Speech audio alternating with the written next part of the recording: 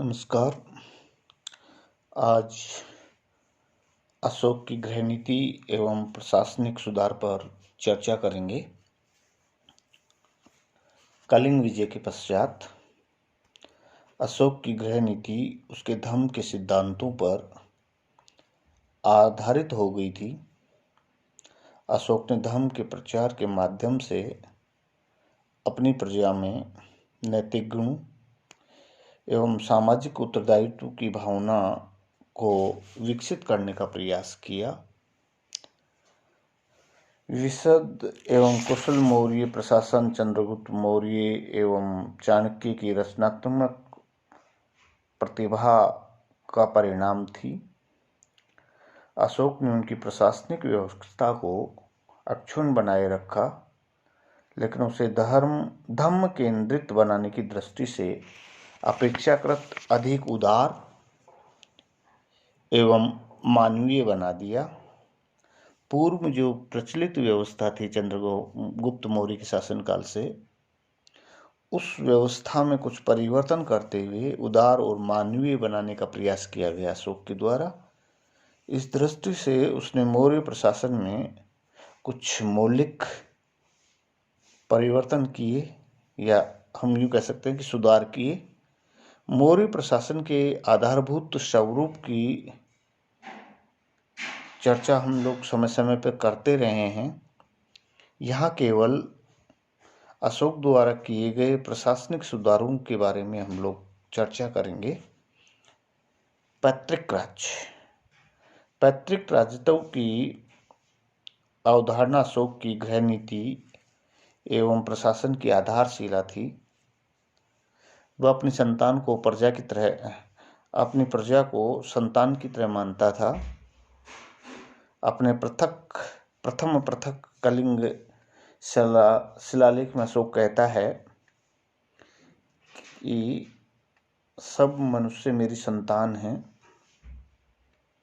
जिस प्रकार मैं अपनी संतान के लिए चाहता हूँ कि वे सब हित और सुख इहलौकिक और पारलौकिक प्राप्त करें, उसी प्रकार मैं सब मनुष्यों के लिए कामना करता हूँ। अपने द्वितीय पृथक कलिंग अभिलेख में अशोक का कथन है, सभी मनुष्य ये जान जाएं कि देवानाम प्रिय हमारे लिए पिता के समान है। इस संदर्भ में नीलकंठ शास्त्री का कहना है,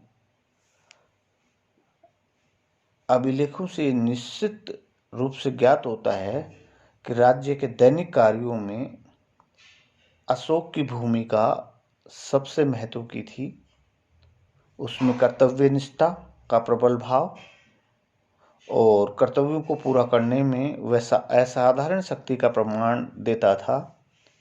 उसका साम्राज्य काफ़ी विशाल था, तथापि उसके प्रत्येक भाग तथा प्रत्येक वर्ग की जनता से स्वयं संपर्क रखने को वह बहुत महत्व देता था। वह घोषित करता है कि मैं जो कुछ पराक्रम करता हूँ वह उस ऋण को चुकाने के लिए है जो सभी प्राणियों का मुझ पर है। अशोक अपने कर्मचारियों से भी अपेक्षा रखता था कि वे अपने प्रजा के प्रति संतान का भाव रखें। अपने चौथे स्तंभ लेख में अशोक कहता है, जिस प्रकार माता पिता संतान को योग्य धाय या आया के हाथों में सौंपकर आश्वस्त होते हैं, इसी प्रकार मेरे रज्जुक जनपदों की जनता के हित सुख के लिए नियुक्त हुए हैं। राजुक पद की नियुक्ति की गई थी उसके द्वारा। अपने छठे शिलालेख में अशोक कहता है, मैं मानता हूं कि सर्वलोक हित मेरा कर्तव्य है। सर्वलोक हित से बढ़कर दूसरा कर्म नहीं है। आगे इसी शिलालेख में आगे घोषणा करता है, जनता के कार्यों की सूचना देने के लिए प्रतिवेदक अर्थात सूचना वाहक मुझसे कभी भी मिल सकते हैं, चाहे मैं भोजन कर रहा हूँ या अंतःपुर में हूँ या शयन गृह में हूँ, रथ या पालकी में हूँ अथवा उद्यान में हूँ, मैं सर्वत्र जनता के कार्यों का संपादन करता हूँ। पदाधिकारियों के नए कर्तव्य एवं नवीन पदाधिकारी। अशोक ने अपने प्रशासन को धर्म केंद्रित तथा अधिक लोकोपकारी बनाने के लिए नवीन पदाधिकारियों की नियुक्तियां की तथा अनेक अन्य पदाधिकारियों के नए कर्तव्यों का निर्धारण किया। दो काम किए उसने, पूर्व प्रचलित पदों के कर्तव्यों का पुनर्निर्धारण किया तो कुछ नवीन पदाधिकारियों की नियुक्ति की, नए पद सृजित किए। अशोक के 5वें शिलालेख से ज्ञात होता है कि उसने अपने राज्याभिषेक के 13वें वर्ष में धर्म महामात्र नामक नए पदाधिकारियों की नियुक्तियां की। इससे पूर्व हमें धर्म महामात्र के बारे में जानकारी नहीं मिलती है। और ये जो धर्म महामात्र नियुक्त किए गए, उनके कुछ कर्तव्य अशोक के द्वारा निर्धारित किए गए, जैसे धर्म की स्थापना के लिए प्रयास करना, धर्म की वृद्धि के लिए प्रयास करना, धर्मात्माओं के हित तथा सुख के लिए सब संप्रदायों में समन्वय के प्रयास करना। इसका मतलब ये होगा हर संप्रदाय में धर्म महामात्र नियुक्त किए गए। सब जातियों में, अनाथों में, वृद्धों में उनके हित और सुख के लिए प्रयास, यौन, कंबोज, गंधार एवं सभी प्रांतों में उपयुक्त उद्देश्यों के लिए प्रयास, बंदियों की कठिनाइयों को दूर करना, राज परिवार के सदस्यों की देखभाल करना। अशोक कहता है, ये धर्म महामात्र मेरे राज्य में सर्वत्र नियुक्त हैं। अशोक के अभिलेखों में कुछ अन्य पदाधिकारियों के नाम मिलते हैं जिनके कर्तव्यों का उसने पुनर्निर्धारण किया या उन्हें नवीन कर्तव्यों से समन्वित किया। ऐसे मुख्य पदाधिकारियों में युक्त, राजुक, प्रादेशिक और नगर व्यवहारिक, ये 4 महत्वपूर्ण पद थे। अपने तीसरे शिलालेख में अशोक कहता है कि उसने युक्त, राजुक तथा प्रादेशिक को पंचवर्षीय दौरे पर जाने का आदेश दिया है। इन यात्राओं में वे प्रशासनिक कार्यों के साथ साथ धर्म प्रचार का कार्य भी करते थे। कौटिल्य के अर्थशास्त्र से युक्त नामक कर्मचारियों का उल्लेख राजस्व वसूल करने वाले अधिकारियों के रूप में किया गया है। ये संभवतः राजकों के अधीनता में कार्य करते होंगे। अशोक ने युक्तों को पंचवर्षीय दौरों एवं धर्म प्रचार का कार्य भी सौंप दिया। राजुक का उल्लेख कौटिल्य के अर्थशास्त्र में नहीं मिलता है, लेकिन चोर राजुक नामक अधिकारियों का उल्लेख मिलता है जिसका मुख्य कार्य व्यापारियों के माल की चोरी से रक्षा करना था।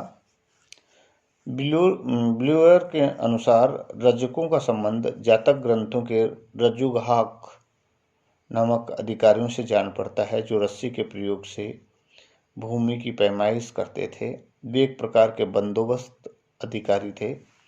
अशोक के अभिलेखों में राजकों का उल्लेख बहुत महत्वपूर्ण अधिकारियों के रूप में है, जिन्हें अशोक ने अनेक दायित्व एवं अधिकार सौंप रखे थे।